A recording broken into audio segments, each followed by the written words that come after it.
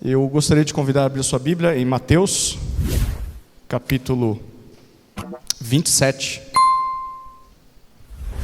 Nós vamos orar mais uma vez, pedindo para que Deus nos dê direção nessa hora.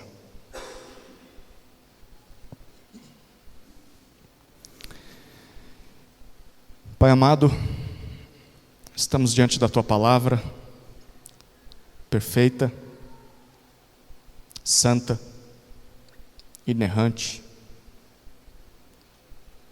e nós precisamos do Teu socorro nessa hora, da ação do Teu Santo Espírito, para nos conduzir à compreensão e à fé no que ela diz.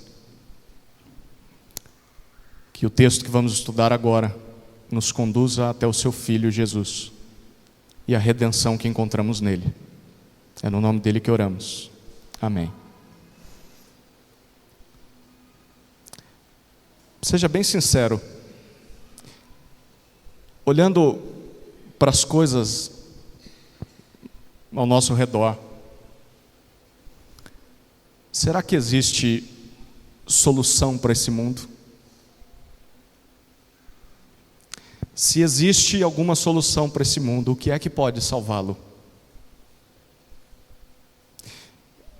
Aqui no Ocidente, mesmo que os crentes, não vou nem falar dos não crentes, os crentes, mesmo que os crentes não digam isso com a sua boca, na prática, muitas vezes, parece que o que eles mais acreditam, o que nós mais acreditamos, é que o mundo pode melhorar basicamente através de duas opções. A primeira opção é a religião. Talvez você pense assim: se todos se tornarem cristãos, reformados e batistas como nós, esse mundo vai ser um lugar melhor. E aí então, por mais que não se diga isso, mas se acredite nisso, há a busca por conformar todas as pessoas ao padrão de um crente tradicional. O estilo de roupa, o linguajar, as músicas que ouve. E não é só os batistas que fazem isso não, toda denominação e toda religião tenta fazer isso também. Será que isso funciona mesmo?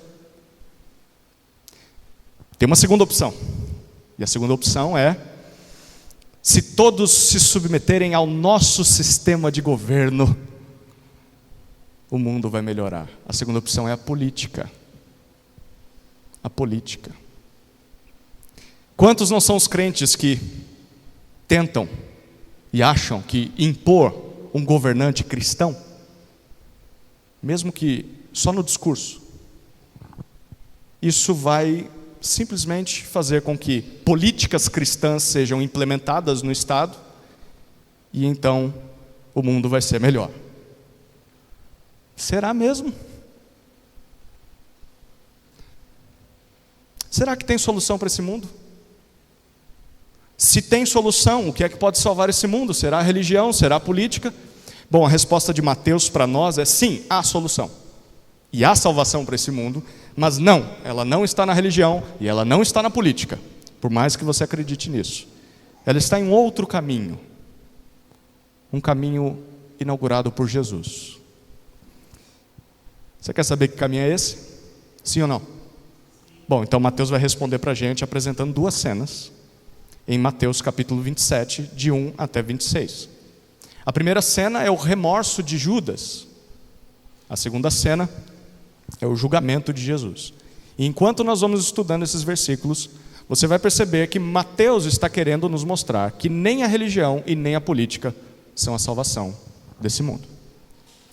Vamos para a primeira cena, o remorso de Judas. A gente vai lendo à medida que for avançando aqui. O remorso dele é apresentado nos versículos 1 até 10. Antes da gente entrar no texto, eu quero dar um pouquinho de contexto para você saber onde a gente está. A gente está pregando as molduras do Evangelho de Mateus. Nós pregamos os capítulos 1 e 2, pensando no nascimento de Jesus, e agora estamos fechando, é a primeira mensagem desse fechamento do livro, no capítulo 27, vamos pregar o 27 e o 28 até o final do ano.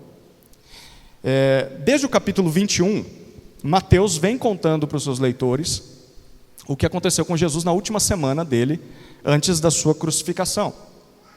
Nos capítulos 21 até 25, nós vemos basicamente o seguinte: Jesus entra em Jerusalém, montado num jumentinho, e as multidões ao redor estão aclamando Jesus como filho de Davi, o rei de Israel, cantando o que nós cantamos, Hosana nas maiores alturas.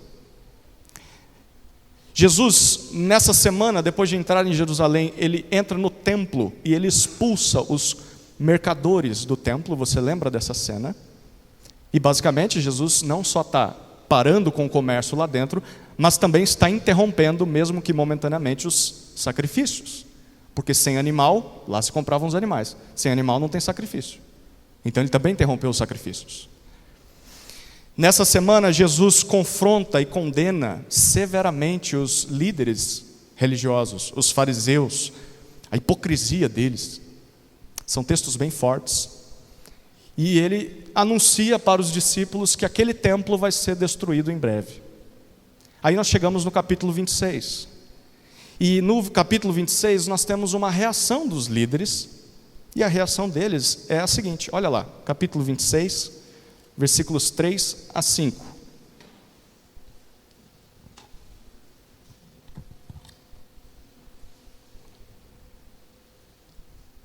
Então, os principais sacerdotes e os anciãos do povo se reuniram no palácio do sumo sacerdote, chamado Caifás, e deliberaram prender Jesus à traição e matá-lo. Mas diziam, não durante a festa, para que não haja tumulto entre o povo. Era a festa da Páscoa, por isso havia muita gente em Jerusalém. Os líderes, eles decidem, Jesus precisa morrer, diante de tudo que ele está fazendo. E quem é que atende aos requisitos que eles estipulam aqui? Precisa ser por traição, porque depois que Jesus fez tudo isso, quando ele andava nas ruas, a multidão seguia ele, não dava para tirar Jesus do meio da multidão e matá-lo, haveria um tumulto. Então, os líderes precisavam de alguém que relatasse onde Jesus dormia, onde Jesus se alimentaria, para que, pegando Jesus desprevenido, longe da multidão, eles pudessem levá-lo preso. Então precisava de um traidor, alguém que conhecesse onde Jesus estava. Bom, o capítulo 26 avança, e nos versículos 14 a 16, o candidato se apresenta. Olha lá, 14 a 16 do capítulo 26.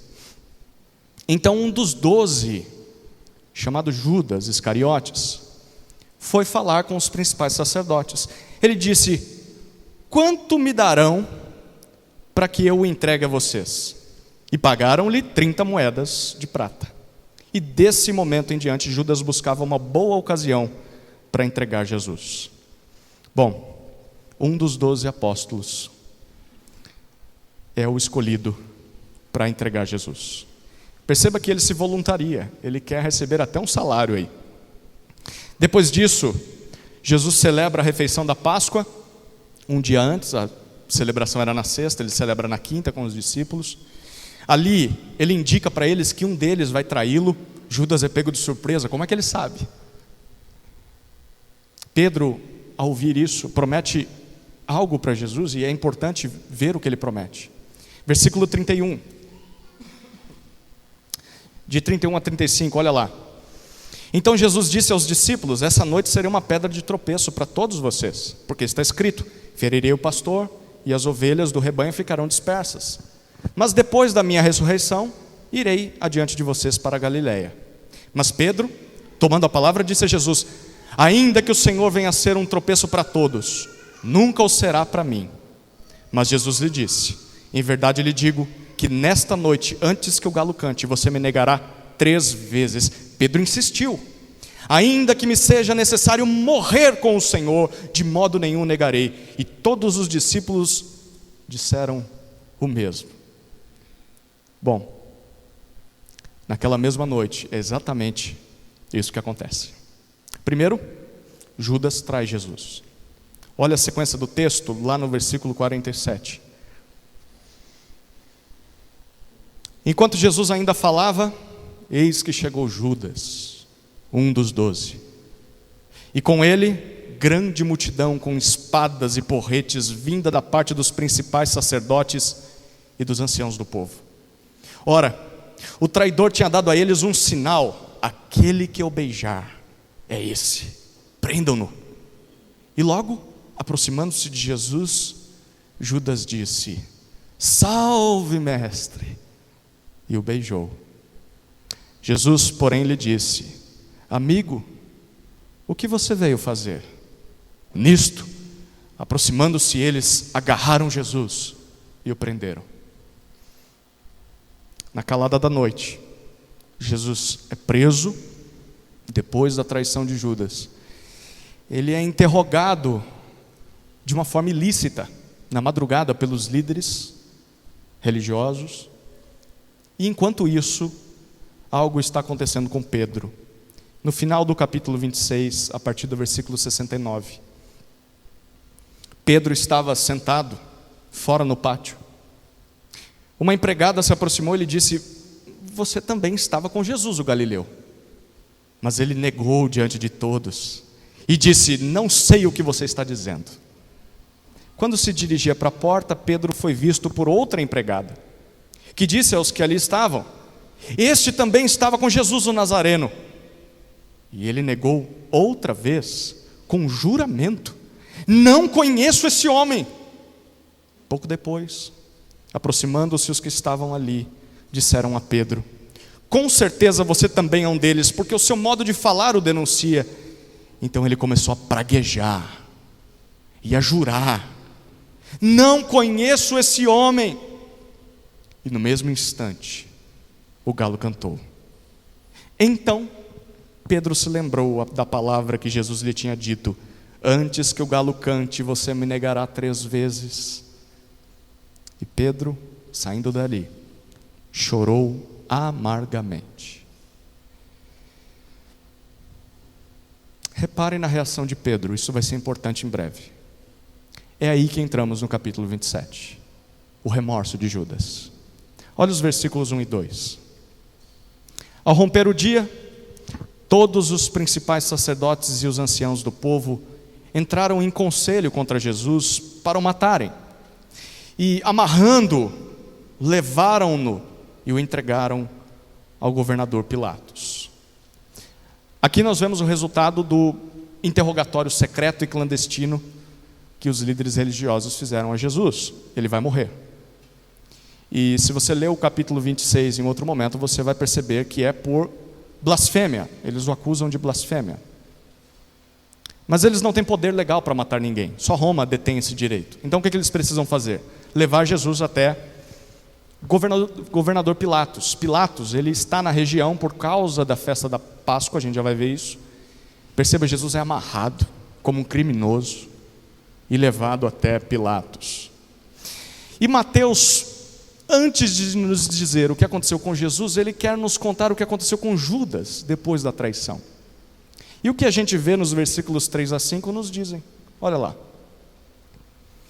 Então Judas, que o traiu, vendo que Jesus havia sido condenado, tocado de remorso, devolveu as 30 moedas de prata aos principais sacerdotes e aos anciãos, dizendo: pequei, traindo sangue inocente. Eles, porém, responderam: que nos importa? Isso é com você. Então Judas, atirando as moedas de prata para dentro do templo, retirou-se e se enforcou. Quando Judas vê que Jesus tinha sido condenado à morte, o que será que ele esperava que ia acontecer, né? Mas ele descobre isso. O texto diz, teve remorso. Essa palavra é interessante, porque ela não é a palavra mais usada na Bíblia e em Mateus para se referir a arrependimento verdadeiro. Na verdade, a Bíblia e Mateus usam uma outra palavra para se referir a isso. A palavra que ele usa aqui simplesmente traduz o sentido de mudar de ideia a respeito de um assunto. Não necessariamente é um arrependimento verdadeiro. E parece que é isso que está acontecendo com Judas.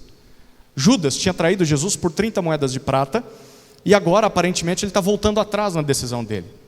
Então ele procura os líderes e ele tenta devolver aquele dinheiro, alegando, ele diz: eu pequei traindo sangue inocente. Perceba como é que Judas se refere a Jesus: inocente. Inocente. Por sua causa, sangue inocente está para ser derramado. Guarde bem essa informação, ela é muito importante. Judas sabia que Jesus não merecia morrer. Ele passou 3 anos com Jesus. Pois bem, o que será que está acontecendo com Judas? Será que esse homem está verdadeiramente arrependido pelo que fez? A gente já vai ver daqui a pouco, mas antes de descobrir o que acontece com Judas, a gente descobre o que os líderes fazem. No versículo 4, como eles reagem à procura de Judas. A frase que eles falam, na verdade são 2, eles falam: o que é que nós temos a ver com isso? Isso é problema seu, não é problema nosso. Bom, isso é uma mentira, porque nós acabamos de ler no contexto que a ideia para encontrar um traidor foi deles. Isso foi dito lá no começo do capítulo 26. É claro que também vimos que Judas se voluntariou para traí-lo Jesus, em troca das moedas. Ele, óbvio, é responsável pelas suas decisões, mas aqueles líderes, eles têm culpa. Eles são tão culpados quanto Judas, mas nós vemos que eles preferem terceirizar a sua responsabilidade. A culpa é nossa, a gente joga em quem a gente quiser. Então, olha, Judas, você vai ficar sozinho com a culpa de ter traído o inocente Jesus. Deixa eu fazer uma observação aqui.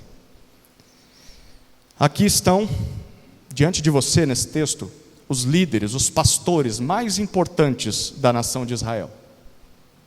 Eram as pessoas mais respeitadas, de quem você esperava justiça, equidade e amor.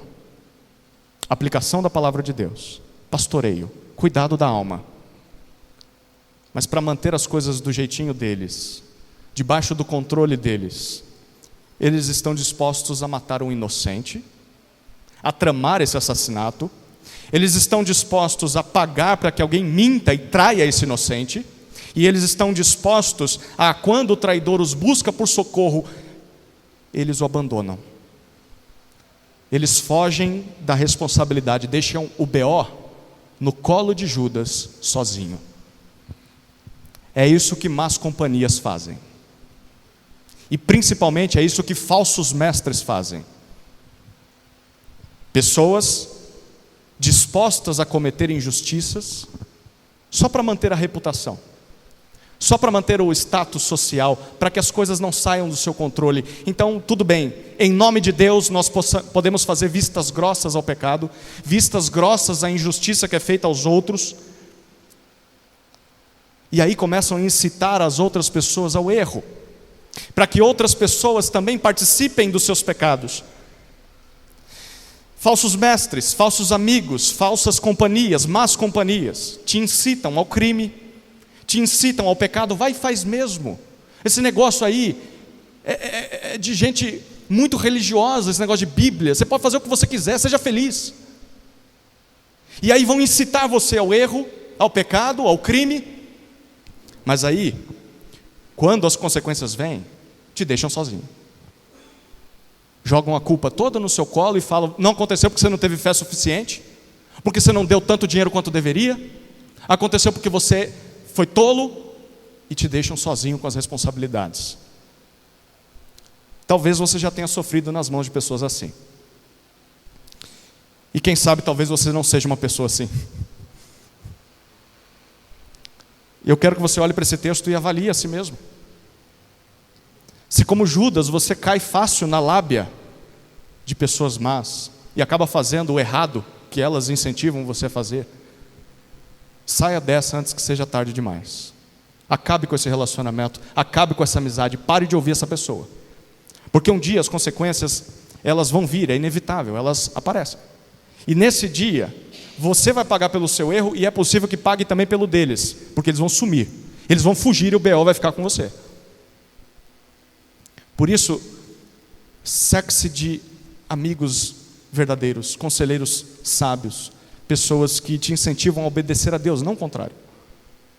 Ao mesmo tempo, se você, como esses líderes aqui, talvez em algum grau menor, mas comete injustiças para manter os seus privilégios, faz vistas grossas ao que está errado, só para ficar bem na fita, você talvez aconselhe os outros ao erro, Você está dando maus conselhos para as pessoas.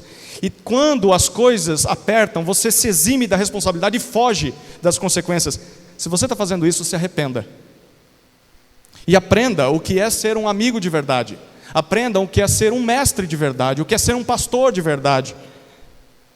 É alguém que aprova a justiça, é alguém que condena a injustiça, é alguém que aconselha naquilo que é certo, que é bíblico, é alguém que assume as responsabilidades pelos seus erros e até pelos seus maus conselhos, principalmente quando as coisas dão errado. Sábios conselheiros não fazem vistas grossas ao pecado. Sábios conselheiros não abandonam seus amigos quando as coisas dão errado.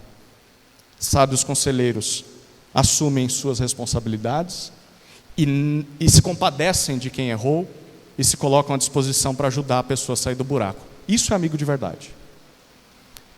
Bom, e essa foi a reação dos líderes. E Judas? Como é que Judas reage a tudo o que aconteceu? O versículo 5 diz para nós: diante do abandono dos seus pastores, o que Judas faz? Ele pega as 30 moedas, joga no templo, perceba isso, e ele sai para se enforcar. Depois de trair Jesus, quando fez isso, Judas virou as costas para o único que tinha misericórdia dele, o único que poderia perdoá-lo. Porque quando ele sentiu o peso da culpa e quando ele buscou socorro no único lugar que sobrou, Jesus era essa fonte de perdão, mas ele entregou Jesus à morte. Agora, quem é que sobra? Sobram os líderes, sobram os pastores de Israel. No templo, o templo era o local de esperança. No templo, representado pelos sacerdotes e anciãos, o que você encontrava?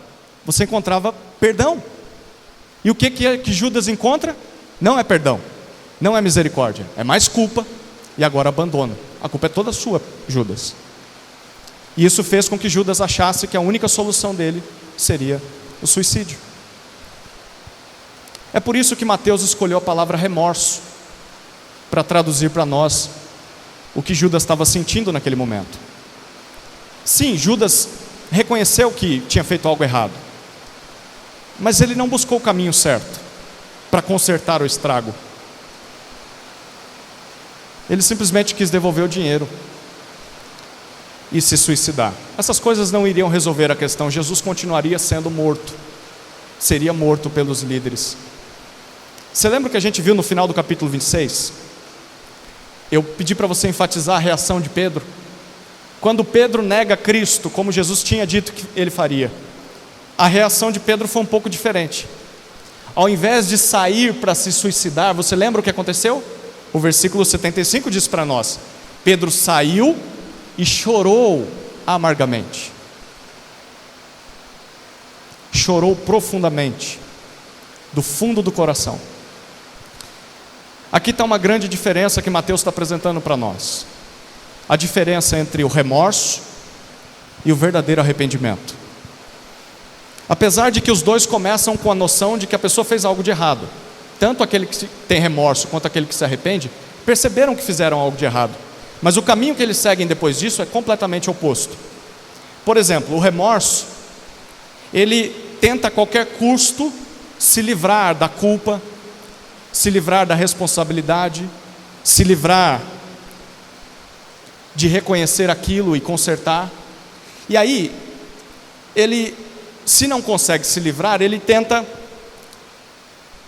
cometer mais pecados para consertar o estrago, porque a pessoa vai tentar resolver a questão por conta própria, até chegar ao ponto de talvez desistir da própria vida, porque a pessoa já não consegue mais suportar a consciência pesada, as consequências dos seus atos. Quem sente remorso, ao invés de buscar a Deus em arrependimento e fazer o que Ele manda a partir dali, a pessoa que sente remorso acha que pode resolver tudo sozinha. E aí ela vai tentar, e vai tentar, e vai tentar, encobrindo coisas, fugindo da responsabilidade. E quando ela percebe que não consegue, que aquilo não é suficiente, e nunca vai ser suficiente, essa pessoa vai ficar irada, vai fugir das consequências, vai começar a odiar as pessoas e odiar até a si mesma, talvez vai se machucar. E há pessoas que podem até mesmo atentar contra a própria vida. Pessoas que desistem de viver.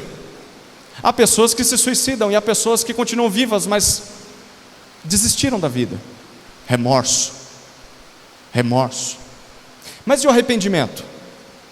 O arrependimento é diferente. O arrependimento, ele se caracteriza por uma profunda tristeza, um pesar, vergonha pelo pecado, mas não para por aí. Como nós vemos no decorrer da vida de Pedro, o arrependimento verdadeiro é marcado por uma verdadeira disposição em consertar os erros. O que eu preciso fazer para consertar? É alguém que se submete ao jeito de Deus. Deus, eu errei, estou arrependido, não queria ter feito o que fiz. O que eu preciso fazer agora? Eu não vou fugir das culpas, eu não vou fugir das responsabilidades, e eu quero fazer a tua vontade a partir de agora. É assim que Pedro segue a vida dele. A gente lê nos evangelhos, os outros, lê no próprio livro de Atos. Pedro passa a seguir a Jesus novamente depois de se arrepender. Quem de fato se arrepende, ao invés de jogar a culpa nos outros, ou tentar resolver a questão por conta própria, com mais pecado ainda, quem realmente se arrepende, se coloca à disposição de Deus. Deus, estou aqui em submissão, em obediência, para permitir que o Senhor me restaure, que o Senhor me transforme. Eu vou assumir as minhas culpas, eu vou assumir as minhas responsabilidades. É isso que Deus espera ver em nós, e nós devemos ver isso, e devemos esperar ver isso em quem se diz arrependido. Quando o seu filho peca, é isso que você quer ver nele. Quando o seu marido ou sua esposa pecam, é isso que você quer ver. Quando um membro da igreja peca, é isso que você quer ver. Não remorso, arrependimento. E quando alguém diz que se converte, é isso que a gente está procurando. Não é alguém que só da boca para fora diz: olha, eu sou um pecador mesmo e tal, mas na prática não quer fazer a vontade de Deus. Isso é verdadeiro arrependimento. Nosso texto continua e a gente chega nos versículos 6 até 10. Vamos ler.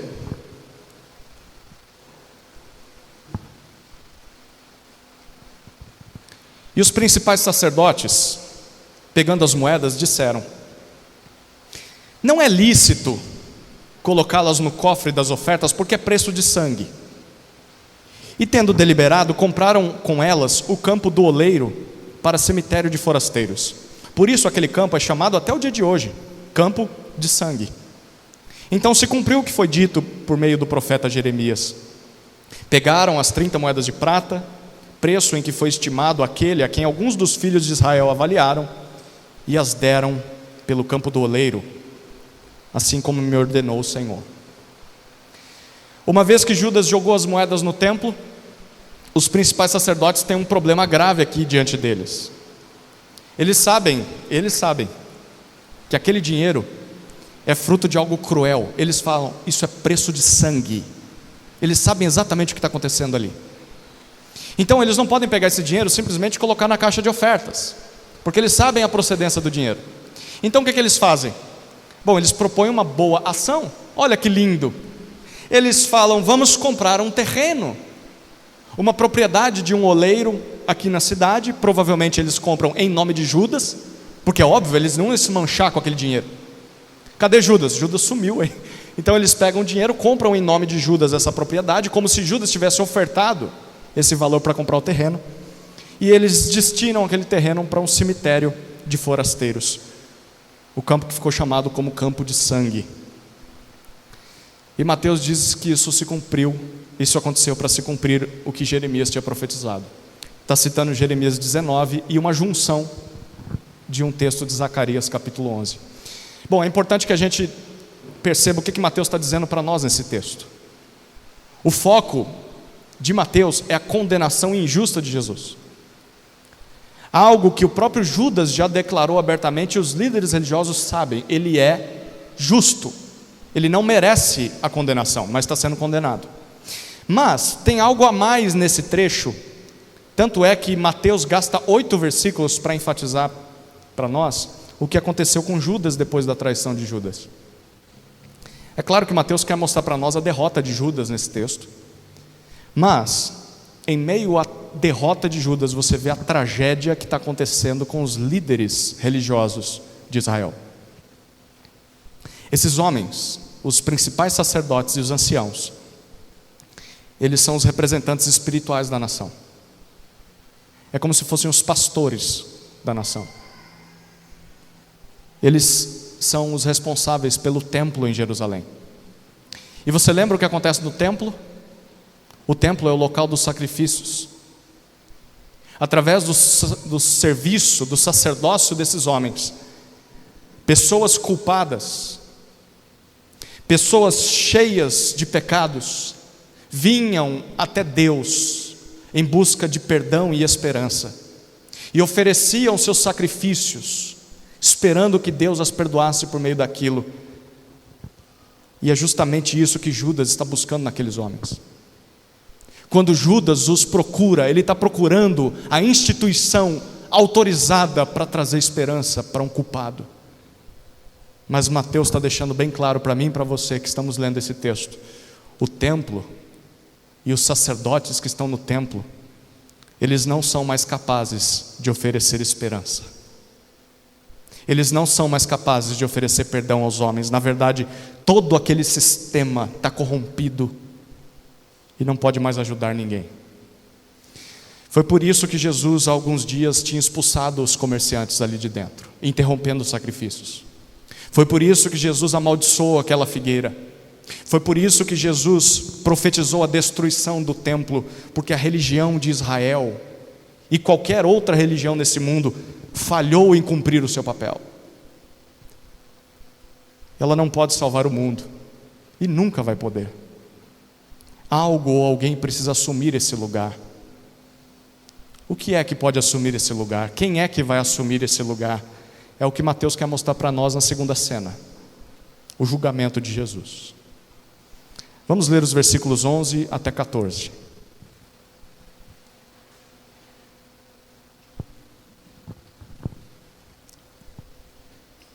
Jesus estava em pé diante do governador, e este o interrogou dizendo: você é o rei dos judeus?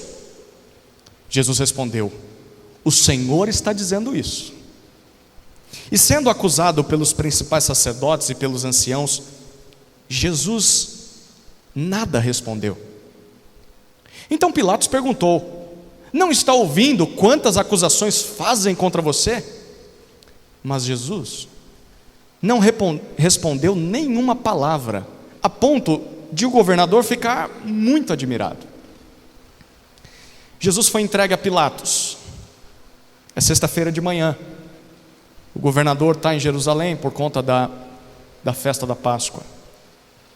Nessa época, milhares de judeus vinham de todos os cantos da terra, e isso deixava as autoridades em alerta, porque qualquer faísca, você sabe o que é uma multidão, né?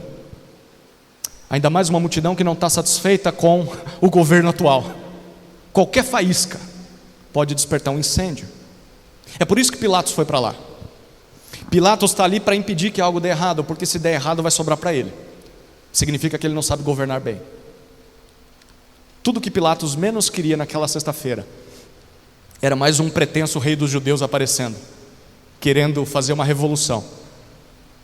Por isso Pilatos quer acabar logo com o assunto, e Pilatos questiona Jesus: realmente você se vê como revolucionário?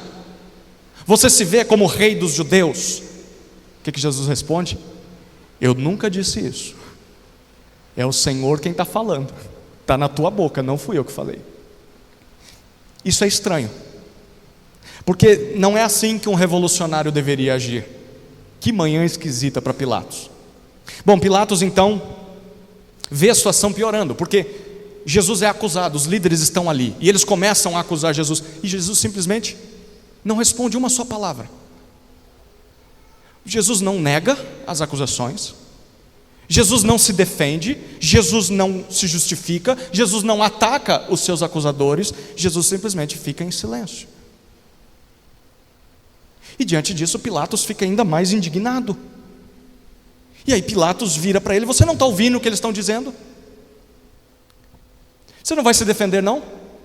Porque são acusações muito sérias que eles estão fazendo a você, acusações de que podem te levar à morte se você está dizendo que é o rei dos judeus. Só existe um rei, é César. E Roma não vai permitir um segundo rei. Então, se você é inocente, Jesus, é melhor você começar a se explicar. E a gente vê no final do versículo 14 que Jesus simplesmente não diz uma palavra sequer. E Pilatos fica impressionado, ele nunca viu algo parecido. E quero dizer, nem eu e nem você. Ao que parece, nesse interrogatório, Pilatos já percebeu algumas coisas. Primeiro, ele percebeu que Jesus não é aquilo que aqueles líderes estão acusando. Jesus não é um líder rebelde e revolucionário. Ao mesmo tempo, Pilatos também percebeu que Jesus não é do tipo que se defende. Se Jesus é inocente, por que ele não fala nada? Por que ele não se defende? Interessante. O que Mateus está nos dizendo aqui é que Jesus, apesar de ser inocente, ele quer estar ali. É plano dele estar ali. Uma só palavra de defesa, e talvez tudo isso acabasse ali mesmo. É claro que Pilatos, ele tem poder para encerrar aquele incômodo imediatamente. É muito melhor dissipar a confusão. Então, matar um revolucionário no dia da Páscoa não é bom para o império. Isso poderia levar a uma rebelião, uma revolta generalizada naquele dia. Mas Jesus não se defende, e ele piora a situação de Pilatos. Parece que Jesus realmente deseja ir para a cruz. Ele está ali exatamente para isso. Guarde mais essa informação. Jesus quer estar ali. Versículos 15 a 18.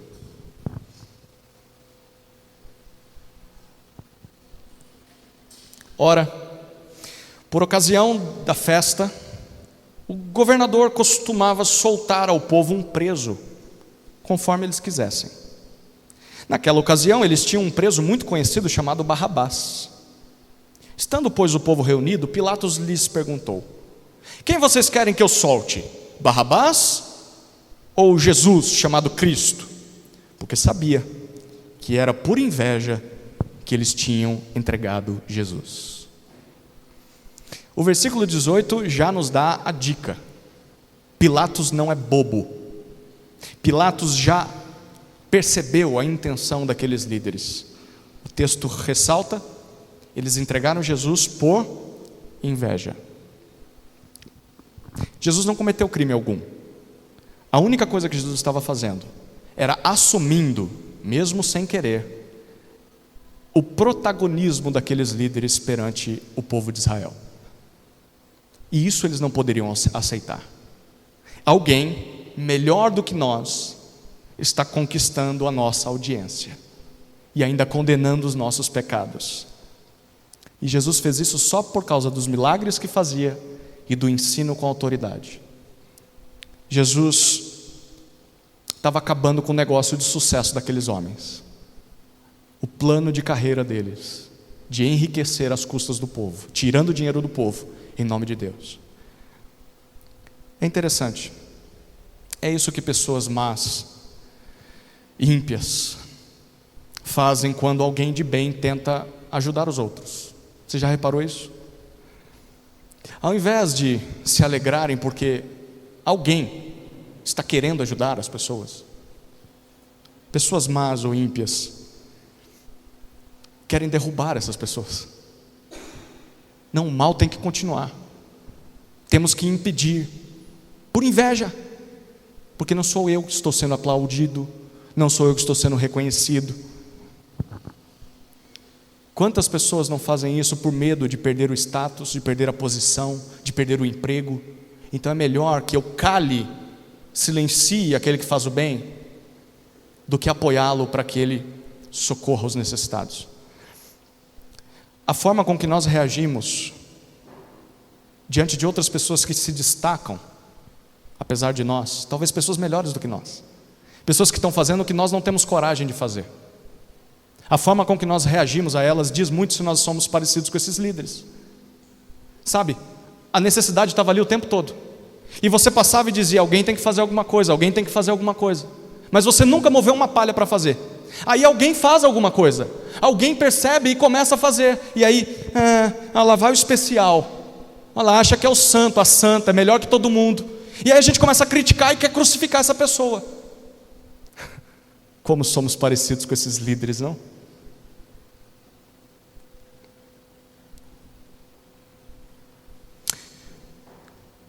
Por saber que Jesus está ali por inveja e não por um crime real, Pilatos quer oferecer para o povo uma proposta. Quem sabe eu evite mais problemas. Então, os versículos 15 a 17 mostram para nós essa proposta: soltar Barrabás ou soltar Jesus. E perceba que ele diz, o Jesus que se chama Cristo. Pilatos está provocando a turma. Segundo Mateus, era costume de Pilatos, para agradar a multidão naquela época de festa, era costume dele soltar um preso, provavelmente um preso político. Lembra, os judeus estão debaixo do governo de Roma. Eles não gostam de Roma, e Roma não gosta deles. É assim, um local com muita pólvora, qualquer faísca explode. Então assim, eles pagam altos impostos para Roma, mas vez ou outra aparece um revolucionário tentando tirar o poder das mãos de Roma. Pilatos tem o papel de manter a Pax Romana, a paz de Roma nesse local. É difícil. Isso é publicidade ruim para o Império Romano, né? Se tiver briga ali. Então, ele está ali para apaziguar os ânimos. E aí o que ele decidiu, há alguns anos atrás? Nessa época, sabe o que eu vou fazer? Eu vou pegar um revolucionário que a gente prendeu, que eu ia matar, e eu solto para eles. Esse cara não vai ter poder político para tramar uma revolta, pelo menos hoje não. E assim eu acalmo os ânimos de uma parte da multidão. Isso era comum.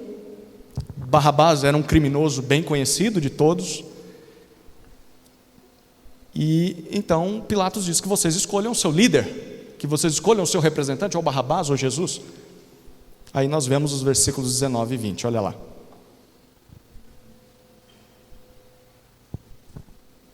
E estando Pilatos sentado no tribunal, a mulher dele mandou dizer-lhe: não se envolva com esse justo, porque hoje em sonho sofri muito por causa dele.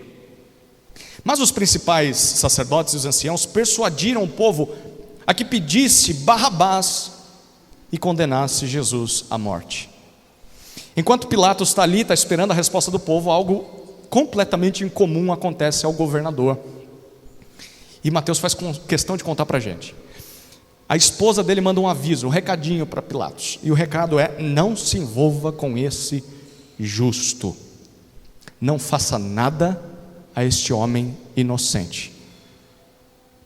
Como é que ela também sabe disso? Judas já disse para a gente que ele é inocente. Como é que essa mulher, que do nada aparece na história, sabe disso? Bom, Mateus diz que é mais um sonho. Mateus gosta de relatar sonhos, né? O começo do livro já mostrou alguns. Essa moça, essa mulher, durante a noite, sonhou. E foi assolada por Deus, é a palavra que ela usa, por causa de Jesus. A gente não sabe o que ela sonhou. Deve ter sido um pesadelo, né? Mas a gente sabe que Deus de alguma forma revelou àquela mulher aquilo que Pilatos, os líderes judaicos, Judas e os leitores de Marcos já sabem. Jesus é justo. Jesus é inocente, ele não merece morrer. E agora Pilatos está num conflito maior no versículo 20, porque Pilatos tem certeza que Jesus é inocente. Ele tem certeza porque a sua esposa acabou de comprovar isso para ele. Mas enquanto isso, a multidão, tem algo acontecendo na multidão. Enquanto ele está ali conversando com a sua esposa, na multidão, os principais sacerdotes e os anciãos, eles estão agindo. Quem diria, né? Eles estão entregando santinho, fazendo campanha política para o seu candidato. E eles estão lá convencendo a multidão a escolher Barrabás. Pense comigo um pouquinho aqui. É provável que se esses homens não estivessem fazendo isso, aquela multidão talvez nunca escolhesse Jesus para ser condenado e soltariam Barrabás. Alguns dias atrás eles acabaram de receber Jesus como rei, não foi? Então assim, não fazia sentido fazer aquilo. Isso aqui serve para reforçar para a gente que eles também não são inocentes. Eles estão sendo convencidos pelos líderes, sim, Mas eles também sabem que Jesus não merece morrer. Barrabás merece, o texto disse. Era um preso conhecido, todo mundo sabia o crime de Barrabás. Eles sabem que se tem alguém que merece morrer, é Barrabás. Mas, talvez por medo, ou por interesse no que os líderes estavam dizendo para eles torcem a justiça, como a gente já viu que os outros fizeram até agora nesse texto. E eles sentenciam Jesus à morte, mesmo Jesus sendo justo e inocente. Mais uma vez eu quero que você perceba o nível de perversidade desses líderes. Eles não estão satisfeitos em fazer o que é errado. Eles condenaram Jesus injustamente, eles pagaram para alguém traí-lo, eles se eximiram da culpa, eles entregaram Jesus a Pilatos sabendo exatamente o que vai acontecer. Eles não só fazem o que é errado sabendo o que é errado, mas eles querem convencer e incitar os outros a fazer o mesmo. Eles querem que a multidão participe do erro junto com eles, seja dando um dinheiro, como deu para Judas, seja fazendo ameaças ou provocações, como está fazendo com a multidão. Perceba que Mateus, apesar disso, nos mostra que eles são duplamente culpados. Culpados porque eles fazem o errado e culpados porque eles levam os outros a fazer o que é errado. A gente não deve fazer o que esses homens estão fazendo, porque todo aquele que imita esses homens, um dia vai prestar contas a Deus. E nós devemos estar atentos também para não permitir que façam isso conosco, que sejamos convencidos, sejamos coagidos a fazer o mal. O mal continua sendo mal. E se nós ouvirmos essas pessoas, ainda assim, diante de Deus, nós vamos ser responsáveis pelas nossas atitudes e vamos ter de enfrentar as consequências. O nosso texto continua e chegamos aos versículos 21 a 23, olha lá.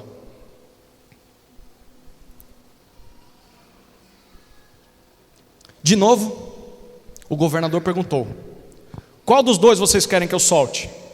Eles responderam: Barrabás. Pilatos lhes perguntou: que farei então com Jesus, chamado Cristo? Todos responderam: que seja crucificado. Pilatos continuou: que mal ele fez? Porém eles gritavam cada vez mais: que seja crucificado. Já é tarde demais, queridos. Pilatos queria evitar uma injustiça a Jesus e ao mesmo tempo queria evitar um tumulto em Jerusalém. Mas ele escolheu o pior caminho possível e no final das contas ele tem os dois. A multidão foi convencida pelos líderes e eles escolhem Barrabás. Mas o versículo 22 mostra para nós que Pilatos pergunta o que ele tem que fazer com Jesus. Aparentemente, ele está querendo achar um jeito de não matar Jesus. Vocês chamam ele de Cristo, o que eu devo fazer com ele? A resposta? Que seja crucificado. Naquela época, a cruz era o pior castigo que alguém poderia receber de Roma. Só Roma poderia crucificar pessoas. E Roma crucificava os piores, principalmente os líderes de rebelião, os que se achavam novos reis de Israel. Era uma demonstração pública de vergonha, de humilhação, do que César fazia aos seus inimigos, principalmente com os líderes. E no versículo 23, é isso que a multidão quer que aconteça com Jesus. Mas Pilatos tenta uma última vez, e aí Pilatos faz a pergunta crucial: que crime ele cometeu? Que mal ele fez? Mas essa pergunta não tem resposta. Nós sabemos a resposta. A resposta é: nenhum crime, nenhum mal. Mas a multidão não liga mais. A multidão diz: queremos ver sangue. Que seja crucificado, mesmo sendo inocente, mesmo sendo justo.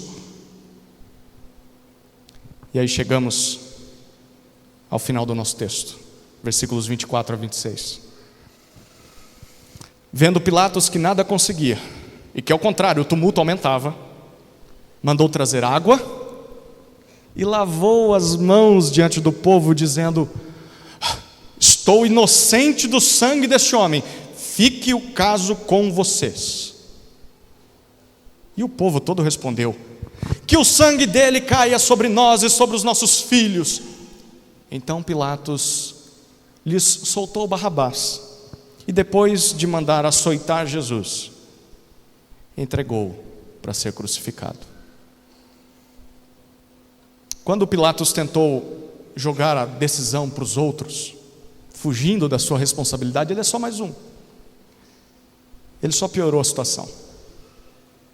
Gente, é claro que Pilatos tinha outro caminho a seguir, tantos outros que ele poderia ter escolhido ali. Por exemplo, Pilatos simplesmente poderia ter, desde o começo, libertado Jesus. Não tem acusação formal, não tem prova. Ele poderia ter libertado Jesus e falado: me traga um crime real que eu condeno esse cara. Tá, mas o que ele faria com os líderes e com a multidão? Ele poderia simplesmente ter pegado todos os seus soldados armados e indo para cima desse povo. Roma não tem problema nenhum com matar pessoas. Se ele matasse 100 dessa multidão, todos se dissipariam e fugiriam. Pilatos tinha poder e autoridade para tomar a decisão correta aqui e não condenar Jesus. Mas a pergunta é: por que ele não fez isso? Bom, a resposta é porque, apesar de ter poder, Pilatos é um covarde. E deixa eu dizer, a maioria das pessoas que detêm poder nesse mundo são covardes. São só corajosas atrás de uma câmera, corajosas montadas no dinheiro delas, mas são covardes. Pilatos não tem coragem de enfrentar a opinião pública. Pilatos está com medo de gerar tumulto. Se gerar tumulto, César vai tirá-lo do cargo e talvez vai pedir a cabeça dele. Então, Pilatos tenta manipular pessoas, não consegue. Tenta terceirizar responsabilidades, não consegue. E por fim tenta fugir das consequências. Parece muitos hoje em dia, não parece?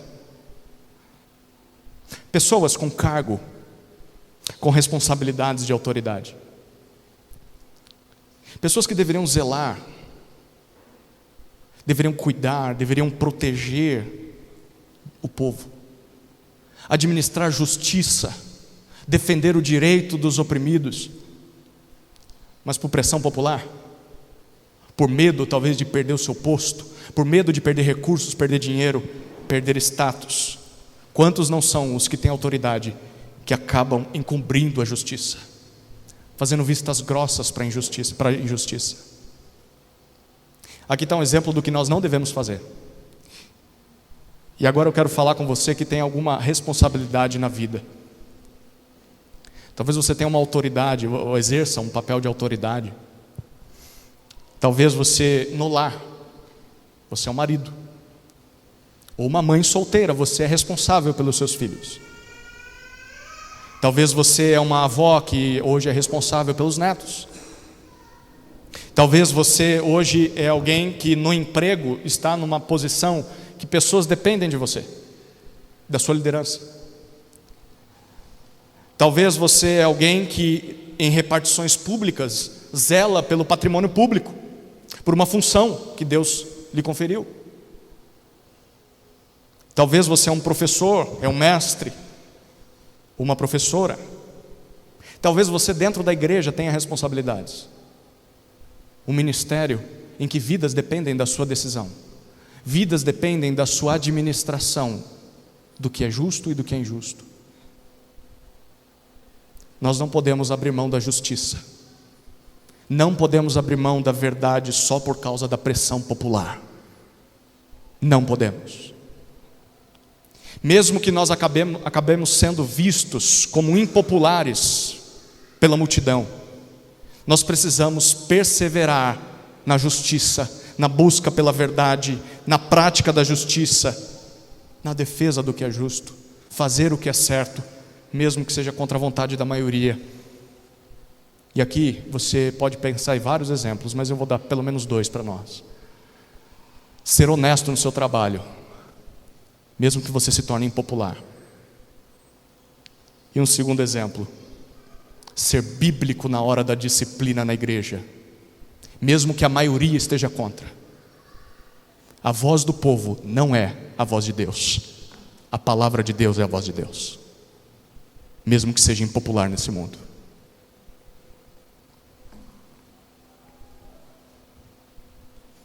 Qual que é o ápice da covardia de Pilatos? É visual, né?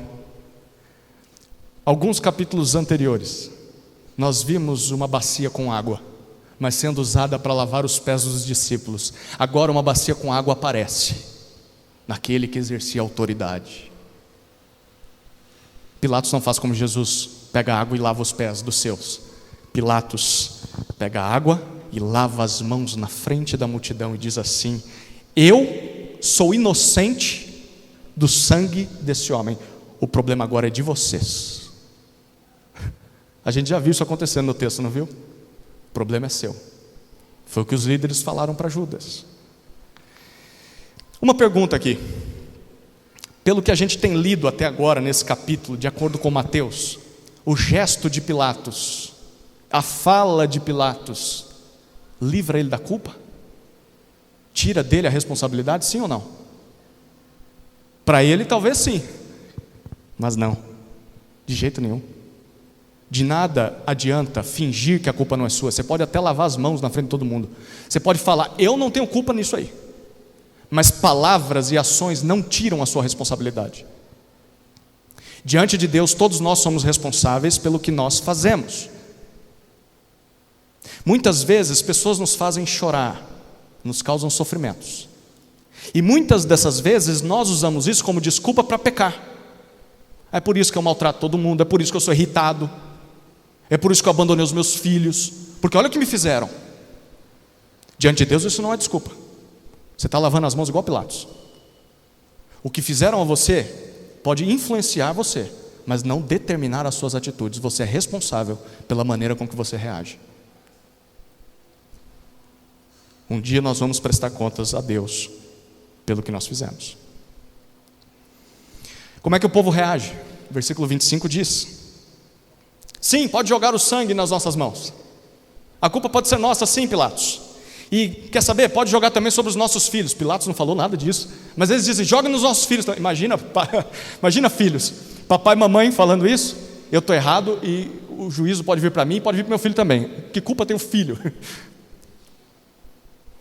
Realmente, essa tolice aqui vai pegar eles. Porque dentro de 40 anos, tanto essas pessoas quanto os seus filhos vão ser mortos pelas mãos do general Tito, quando Roma invadir Jerusalém e o templo for destruído. O sangue de Jesus vai ser pedido deles. Isso é importante. Condenar Jesus hoje para esse povo vai trazer juízo para eles amanhã, no futuro. Mas e até lá? A vida deles continua a mesma coisa. Jesus foi crucificado, eles voltaram para suas casas, para os seus trabalhos, mas um dia o juízo viria. Deixa eu dizer para você, se você rejeita Jesus hoje, a sua vida pode continuar muito bem, obrigado. Pode parecer que nada mudará, mas um dia você vai enfrentar o juízo de Deus. Um dia você vai estar diante do justo juiz, não dá para fugir disso. Pense muito bem antes de continuar negando Cristo. Pilatos então manda soltar Barrabás e entrega Jesus para ser açoitado e crucificado. E a gente vai ver o que acontece domingo que vem. Mas o mais irônico em todo esse julgamento é que Roma sempre se orgulhou do seu sistema judicial. Se você for ler os livros de história, você vai ver isso. Roma sempre se orgulhou das suas leis, sempre se orgulhou do seu governo sobre os demais povos. A justiça romana era uma das maiores glórias do império. Que ironia, né? Mateus, em algumas poucas palavras, já nos mostrou o quanto essa justiça, o quanto esse governo eram frágeis. Está diante dos nossos olhos um inocente, um justo, comprovadamente justo, acaba de ser condenado como malfeitor pelo maior sistema judicial da época. Mesmo que todos os personagens da história claramente soubessem da sua inocência, todo mundo sabe que Jesus é inocente, e ainda assim, todo o Império Romano, toda a sua justiça falha, e ele é condenado. Essa é uma clara demonstração de até onde a política humana pode chegar. Por mais que os homens se esforcem,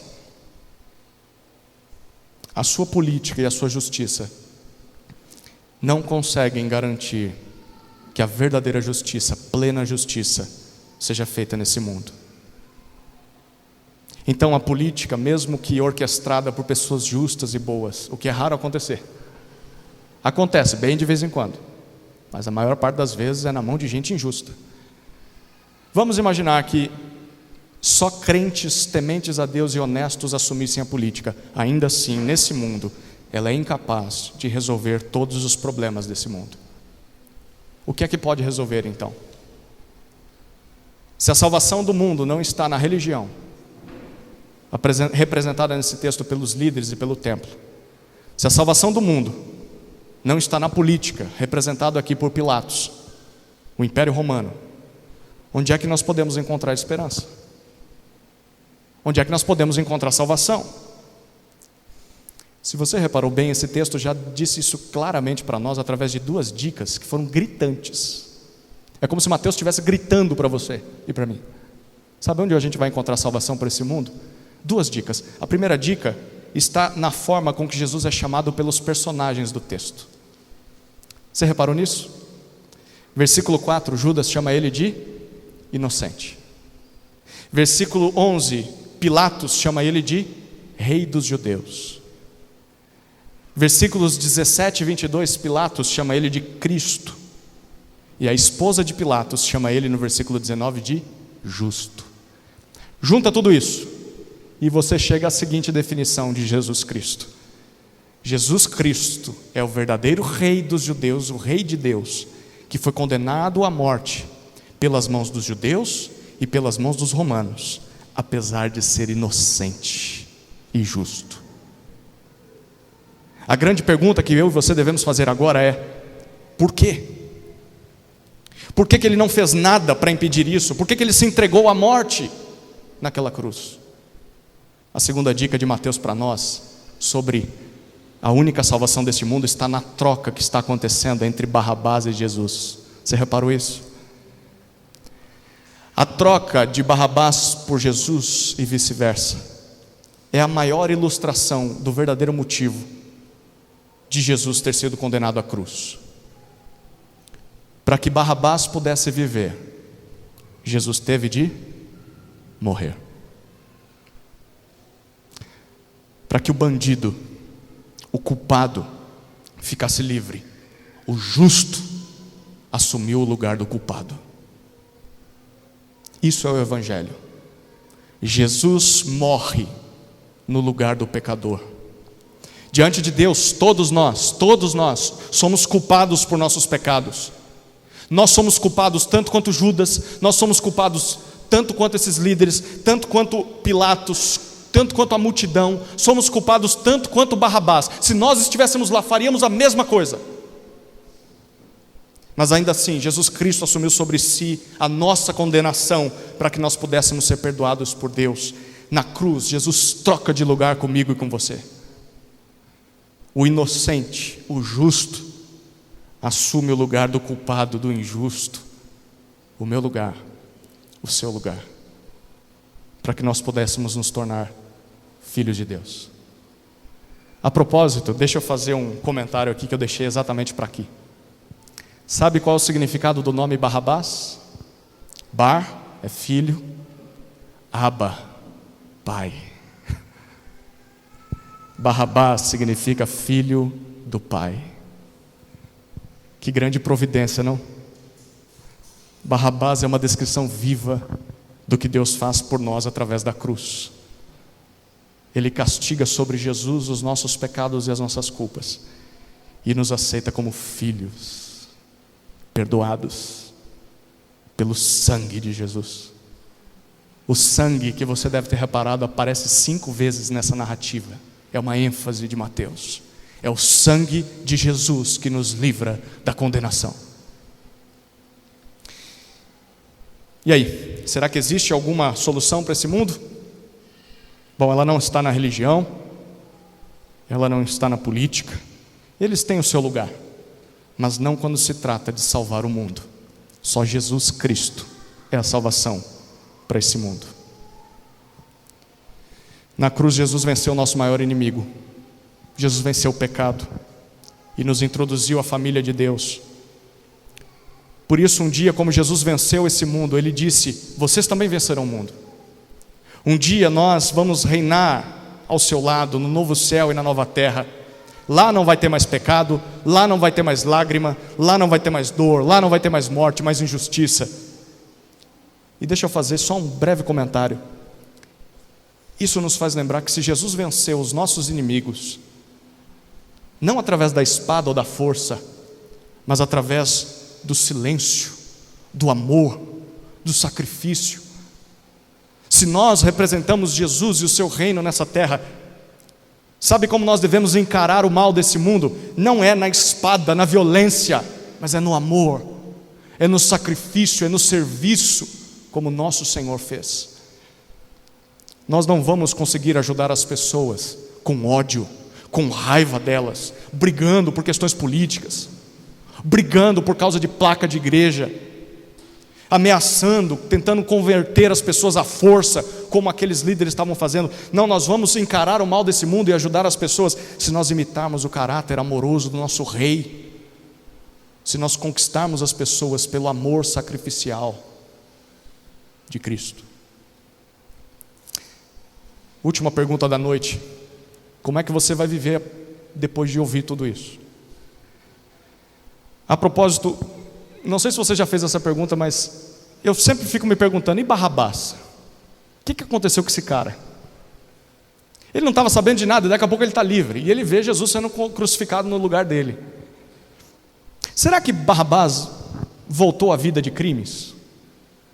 Ou será que ali ele se converteu e passou a seguir o Jesus Cristo, morto, ressurreto? Bom, Mateus não diz para a gente, e na verdade nenhum evangelista diz, mas parece que ele está mais interessado em como nós vamos responder essa pergunta. Como eu e você vamos viver a partir de hoje, sabendo que a salvação, a nossa e a desse mundo, não está na religião e nem na política, mas no sacrifício voluntário de Jesus Cristo. Como é que nós vamos reagir? Será que você vai voltar para a sua vida de pecado? Segunda-feira volta às rotinas, ao trabalho, aos estudos, e você vai continuar jogando a sua culpa nos outros, continuar achando que o mundo vai melhorar através dos seus esforços religiosos e políticos? Ou será que você vai se arrepender verdadeiramente e vai seguir o Cristo ressurreto pelo resto da sua vida em arrependimento, fazendo a vontade dele? Sabe quem que vai responder essa pergunta? Só você. E eu vou orar para que você responda positivamente. Vamos orar, queridos. Querido Pai, obrigado pela Tua palavra. Obrigado porque Mateus registrou a entrega e a condenação de Jesus. E por meio dela nós lembramos qual é a verdadeira esperança para esse mundo. Não é a religião, não é a política. É o Rei dos Reis, o Senhor dos Senhores, Jesus Cristo. E enquanto esperamos o reino, o novo céu e a nova terra, se manifestar completamente, somos chamados a viver como nosso mestre, em amor, em sacrifício, defendendo a justiça, pregando a palavra, a verdade. Que não sejamos, Senhor, negligentes, como foram os personagens desse texto, mas assumamos a nossa responsabilidade. Em nome de Jesus. Amém.